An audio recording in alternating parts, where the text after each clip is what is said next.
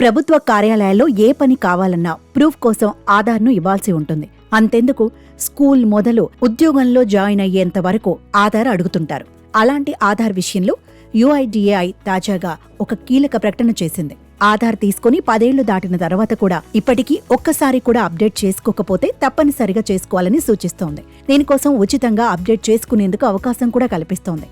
ఆధార్ను ఉచితంగా అప్డేట్ చేయడానికి యుఐడిఏఐ 2024 డిసెంబర్ 14ను చివరి తేదీగా నిర్ణయించింది. అంటే ఆధార్ను ఉచితంగా అప్డేట్ చేయడానికి కేవలం 3 వారాలు మాత్రమే సమయం ఉంది.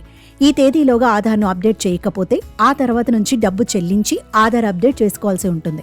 ఇక ఆధార్ను అప్డేట్ చేయాలని యుఐడిఏఐ నిరంతరం పౌరులకు విజ్ఞప్తి చేస్తూనే ఉంది.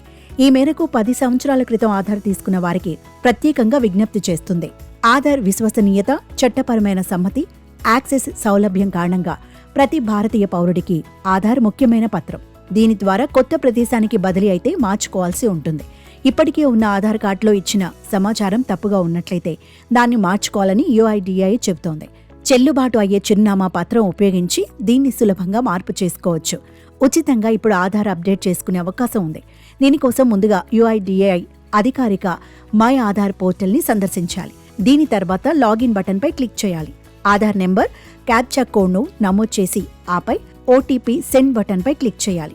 ఓటీపీని నమోదు చేసిన తర్వాత లాగిన్ బటన్పై క్లిక్ చేసి డాక్యుమెంట్ అప్డేట్ బటన్ను ఎంచుకోవాలి. Proof of identity, proof of address వంటి వ్యక్తిగత గుర్తింపు పత్రాలను అప్లోడ్ చేసి ఆధార్లో అప్డేట్ చేసుకోవచ్చు.